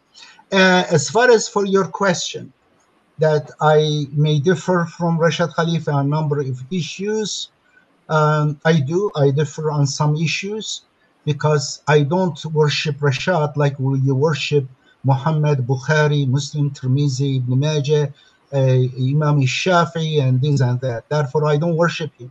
I follow the Quran alone, and Rashad Khalifa's understanding was improving, was learning from the Quran. God was teaching him gradually. Some of the things during his time, I was in agreement, but with time, studies through God, and I learned some other meaning of the verse, or I found out that I was wrong, and I corrected myself. I search the truth. The truth is God, Al-Haq, not Rashad Khalifa. He was a messenger of God, and he was a limited human being like me, and with his time, he was searching, he was learning. Together, and I was discussing issue with him to search the truth. But since in your mind, unfortunately, Sunnis and Shiite mind, Muhammad is a superhuman.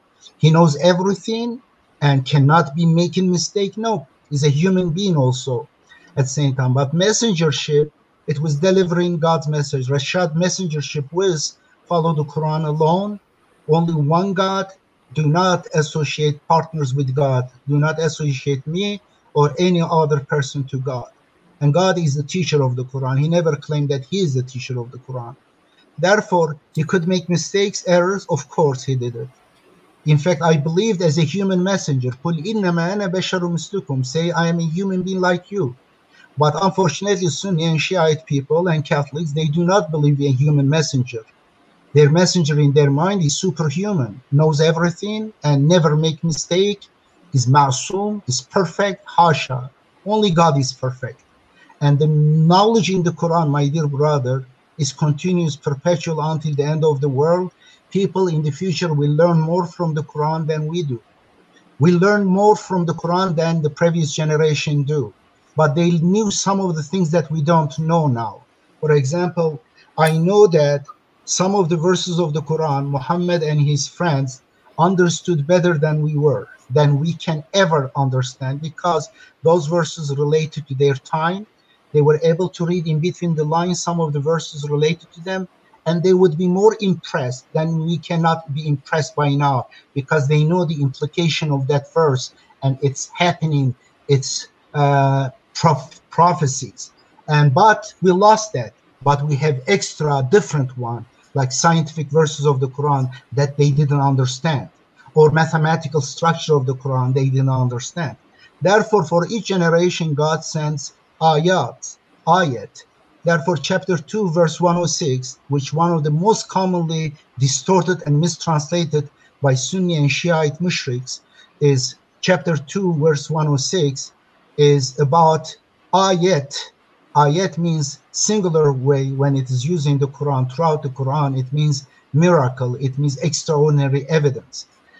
God says if an evidence, an ayah, is lost or forgotten, we bring similar or better than that. Therefore, the ayat of that time, when they understand, we don't witness the miracles they witnessed, but we have our miracles. Let me ask you, we are almost coming to the end of our session. I am also downloading this, correct? I'm downloading. I'm going to publish in my website, in my channel too. Sure.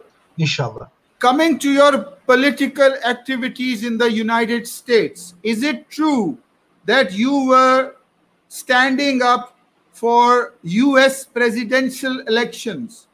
Did you have aspirations to become the president of the United States? No, I cannot. I know I have a JD doctorate degree in law. I know constitutional law.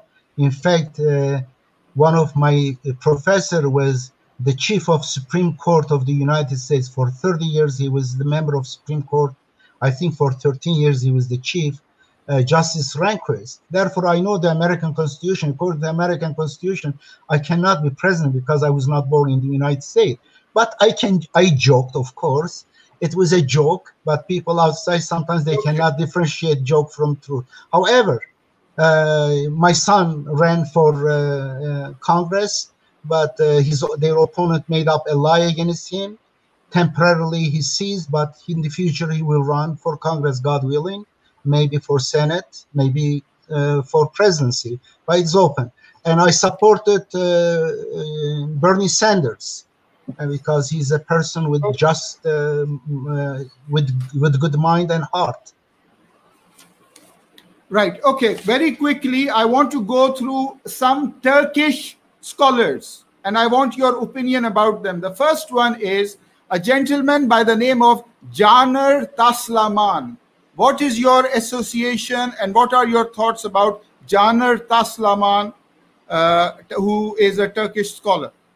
Well, he was a young kid. I was a few years older than him in 1987, 88, when I accepted the Quran as the only source, as a book, source of my religion in 1st July 1986. After that, Caner was influenced by my statements and my books.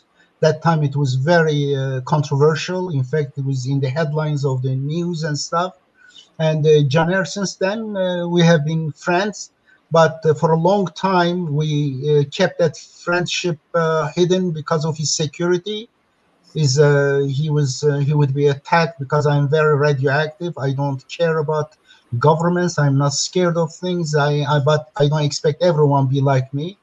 I take so much risks, and many assassination attempts happened against me. For 5 of them, I survived 5 assassinations. In fact, one of them in United States. It was in Chicago conference, Sunni conference. They wanted to kill me. Secret police came, saved me, and an African American just took me from my hotel room, and we escaped. Anyway, but.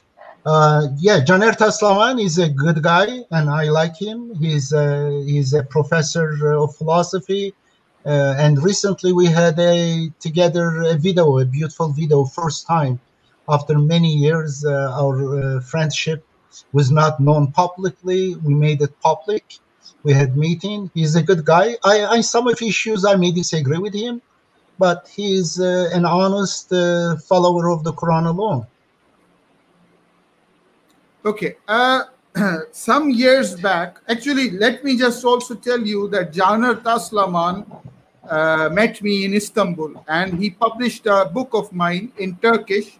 Title of the book is Quran Yeter Mey. Have you come across it? Is you? Aha, I remember that. Oh, Kashif Sahzada, but I see you are confused between Quran and Hadith and stuff. How come? No, I'm not confused, but you are. Caner Taslaman hosted me. He's a very nice chap. You know, Mashallah, he is a nice guy. He's a nice guy. Mashallah, I'm so glad that you met him. Didn't know. Yes. I didn't know it was you. I remember now. Yes, it was Kashif Sahzada. Yes. Now, okay. Now I can relate you. Yes, I remember that book, and he told me that he had you. And he was happy with you, but I'm not happy with you. I think you are confused, my brother. Okay, now you need to reject all hadith. You cannot really pick one even hadith as the next to the Quran. I'll have to reject you as well, because your words are also hadith. Absolutely, reject. I don't care. No problem. But follow the Quran alone. Okay, no problem. Okay. Another group I want your views on is a group that I was in communication with in the late 90s. The founder of that group claimed to follow the Quran, but I noticed that he was having some views of being Imam Mahdi. You know the Imam Mahdi, you know, I'm sure Imam Mahdi. His name is Adnan Oktar. Oh Who is God. Adnan Oktar and what are his beliefs and what do you think of him?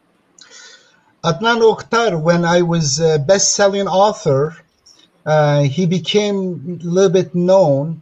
And when I converted to Quran alone, when I became rational monotheist, then he wanted to learn about this. He was interested. I met him a few times, and he appeared to be, he wanted to accept the idea. In fact, he appeared to be accepting the idea of Quran alone. That time he was recruiting students from universities, and especially he was targeting the children of the rich and elite.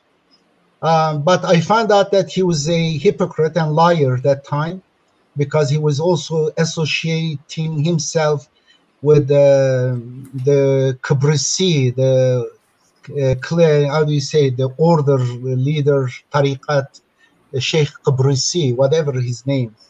And then I see that he's continuing his belief about Mehdi and Dajjal, those kind of fabrications, lies. I warned him. I said that this doesn't go along with the Quran alone. And in fact, the hadith about Mehdi, even the followers of hadith find many of them to be fabrications. And of course, when I found him that he was not honest in his search of the Quran, he thought that the Quran alone will provide him more freedom to recruit the children of the secular people, modern people. He was looking at pragmatically for sheer purpose of improving his cult.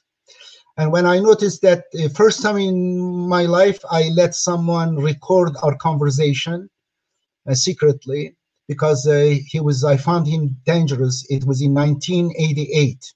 Do you hear me? Hello? And then I had someone record our conversation in cassette.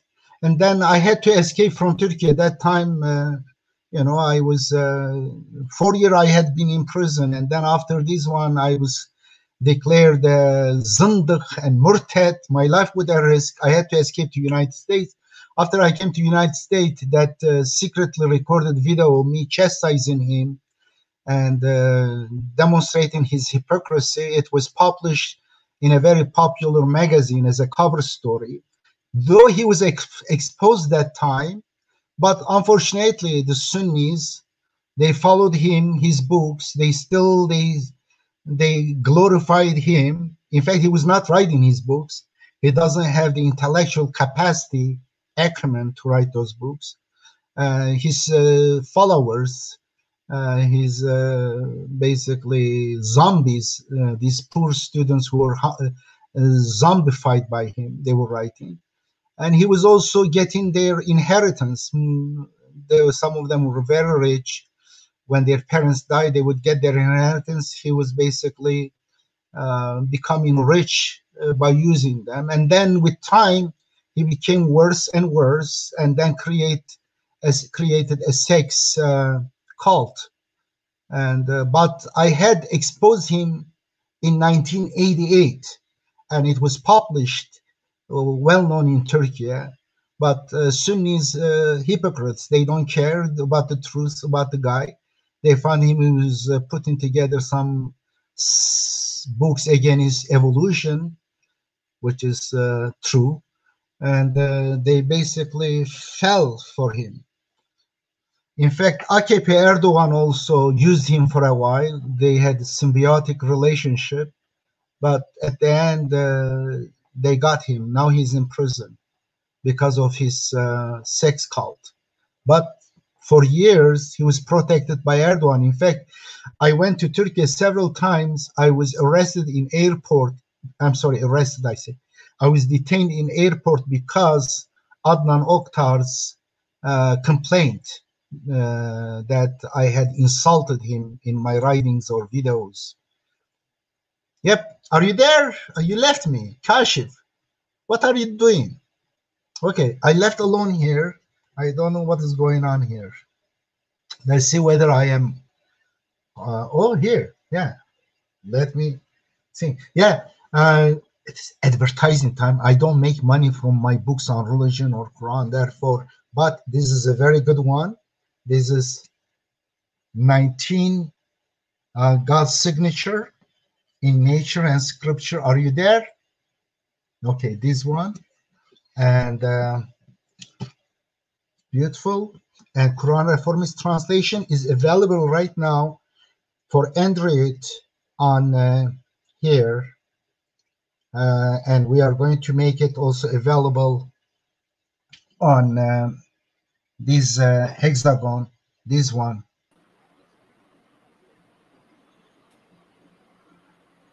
My So, apologies. Can you hear me? oh my gosh, this verse came. It is hexagon, and then this verse randomly came about. This is the random touch, the middle one. Okay, let's see. Yes. Can you hear me? Sorry. Yes. Can you hear me? Yes. Okay. My apologies. My apologies. While you were not here, I did something. I advertised a couple of my books here. You were okay. Well, you are welcome to. We were talking about Adnan Oktar, who also goes by the pen name of Harun Yahya. What are your views on Harun Yahya, Adnan Oktar? Who is I this said guy? it already. He's a charlatan. He's a liar. He's. I exposed him in 1988. When a short time he became my student in 1987 and 88. But when I discovered that he was a hypocrite because his relationship with the Sheikh Qibrisi and his belief in Mahdi and Dajjal hadith, it doesn't go. When you say Quran alone, you cannot believe in those stupid stories. But he was worshiping his ego. Of course, he was not saying I am Mahdi, but he was believing that. And he was recruiting the children of the rich and stuff. And I find problem with that too, because according to the Quran, you cannot be focusing on them. In fact, Abasa wa tawalla and Jahul Ama, it's really rebuking someone who is focusing on the rich alone. And therefore, when I had my rebuking and chastising him be recorded on a cassette, and later when I had to immigrate to United States for my freedom, it was transcribed, and the transcription was published in a very popular magazine, Girshim, the cover story. Edip exposed the thing. That time they were considering me as a murtad. And of course, my conversation with him shows that he was my student, but I was also very critical of him and warning him. And that time he was exposed. However, he ended up be able to again make the amends with the Sunni group, despite his connection with me. And then he continued further. He became popular author and stuff. They advertised his book everywhere around the world. And he was a crook, a big liar, because he was not writing his books. None of the books is written by him. He's not intellectually capable of writing those books. His so-called students, the cult members, they were dedicated poor kids. They were hoping they will become the supporters, the ministers of Mahdi, and they were dedicating their 24 hours, 7 days to put together this work. Most of them are translations from Christian books, and some from copy and paste from science books, and some stupid story books. Altogether, they had those books. And for a long time, his books were sold around the world by Muslims. And they were full of lies, like Mahdi stories or falsehood, pseudoscience against evolution. And later, his cult became a sex cult. And that sex cult, unfortunately, sex cult. They were doing all sorts of horrible sex, very perversions. And the girls were rotating among the boys and stuff, if you look at them. And that time, even they were protected by Erdogan. Erdogan was protecting. When I went to Turkey 5 times, the last 5 times, I was on 6 times, 5 of them I was arrested by police not arrested, it's called detained by police, because Adnan Oktar, his cult, was they were complaining against me that Edip insulted me or insulted the Turkish government or insulted the Erdogan. They were basically informants against me. They were opening lawsuits against me. And but Erdogan later, he was able to put him behind the bars. The reason why they delayed, because they were using blackmail. The cult members, they were infiltrating too many politicians' offices or corporations' offices, and they were collecting some incriminating information about them, sometimes made up things, sex-related or tax-related or business-related secret information, and they would blackmail. Therefore, a lot of members of the AKP, Erdogan's party, had compromised the information against them. They were compromised. And therefore, this guy was hiding, and they could not go over these guys because they could release. Therefore, it took them several years, many years.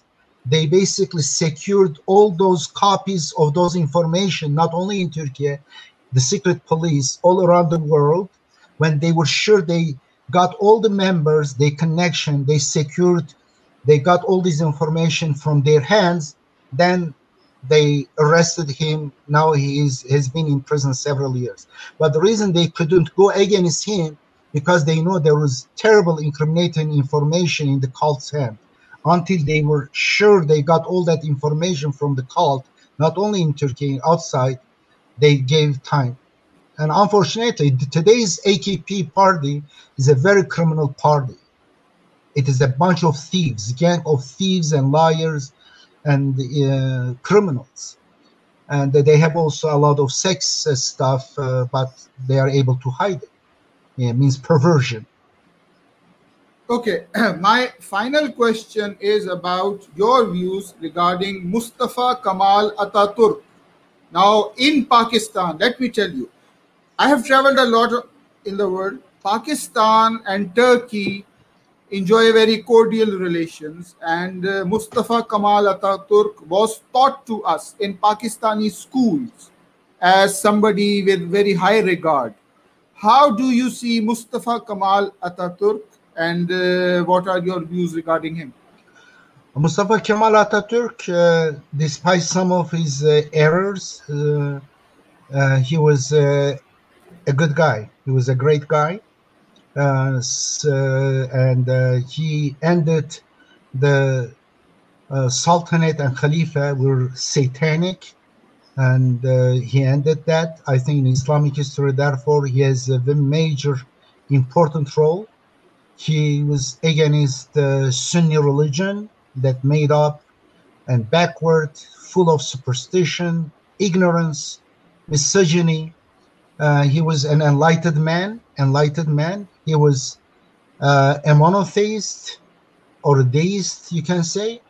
But he was against the religious clergymen, which in the name of God, they were making up lies, and they were killing people, torturing people, or turning people to zombies. And therefore, he was good. And in fact, 19 in his life is very important. Very interestingly, it is incredible by itself, is a proof of God's power and destiny. And he was born in 1881. It is 99 times 19. In 1900, he starts his career in military academy. It is 100 times 19. In 19 May 1919, he starts the War of Independence. 19 May 1919 is a holiday in Turkey, the most important holiday. And then it is, of course, multiple of 19. And in 1938, he dies. It is multiple of 19. 19 times 102. Therefore, there are 4 multiple of 19s in his life. One is birthday. The other is his starting his career as in academy. The third one is his starting his independence of Turkey. The fourth one, his death. And he dies at 57. Of course, his age is multiple of 19. And these guys, in the military, his regiments and big whatever units, all multiple of 19 is a very famous 19 regiment, whatever. I don't know the military terminology. The other is 38, the other 57. His ID number is multiple of 19. Many, many. In fact, it was first discovered few days after his funeral. His funeral was in November 1938. And then 12 days later, Vala Nureddin, in Aksham newspaper, means evening newspaper, he writes an article. The top of the title of the article is number 19. And he says, wow, Atatürk's funeral is 19 November. And look at his life. All is multiple of 19, and he lists some. But I studied this. I found out much more. Therefore, it shows that he was divinely picked for this mission to end the satanic Khalifa and Sultanate. But Turkish Republic unfortunately went backward. Right now, it is again the backwardness, unfortunately, religious ignorance. Right now, it is in rise. However, I do think 114 years after the start of Atatürk's mission, which is 19 May 1919, 114 years, it will be 2033. It will be 114 years later. Turkey will change. Islamic reform, that time it will complete. Therefore, right now, the monotheism is Quran alone is on the rise. Right now, tens of thousands of people every year is accepting this message. When I left Turkey in 1989, I had only 2 people who believed like me, who witnessed the miracle of the Quran, 19, and who follow the Quran alone. Right now, there are hundreds of thousands, and day by day is increasing. Sunnis are losing power. Therefore, sometimes they are alarming. The head of religious affairs, they are warning people against Quran alone movement. But Quran alone movement will be the future of Turkey. And this Sunni religion will bankrupt. Right now, in fact, morally they are bankrupt. Right now, they are known as thieves, as sexual perverts, and liars, as basically warmongers and fascists. And therefore, Atatürk was good, but unfortunately, today's, Tayyip Erdogan is the biggest dictator. He's the biggest liar. He talks about Hazrat Omar's patched clothes. Hazrat Omar was so just. He was walking with patched clothes. But right now, he built for himself from poor people's money the biggest mansion in the world. Not only that, he made another mansion. His biggest mansion was 1,150 rooms, biggest in the world. And then now 300 mansions. Your voice is breaking. The voice is breaking. Yeah, he made another mansion for summer in Marmaris, 300 rooms. Now he's making the third mansion in Aklat, in eastern part of Turkey. With people are hungry in Turkey right now, very poor. A lot of youth, they don't have jobs. Economy is in crisis. Basically, he and his family and stooges, they basically stole billions of dollars from Turkish economy. He is the biggest thief and tyrant in Turkey. In prison, there are many thinkers, journalists, and many politicians. Very quickly, we have 2 minutes. Last question. You were interviewed for RT by the British politician George Galloway. Yeah. Do you know a bit more about George Galloway's beliefs? What are his religious beliefs? Did he share them with you? I don't know. I don't really care much. I don't know about you. I didn't even research about you. People interview me. I don't mind whether they believe they are whoever they are. I don't know. But I had seen some of his talks, which I liked, at least promoting Palestinians' rights. I found some of his talks, it shows that he has empathy, he has conscience, but he might have some wrong ideas, and I don't care, I'm not associated. Just because someone interview me doesn't mean I agree with everything they believe, correct? I don't believe everything you believe. My dear brother, Kashif Sahzada.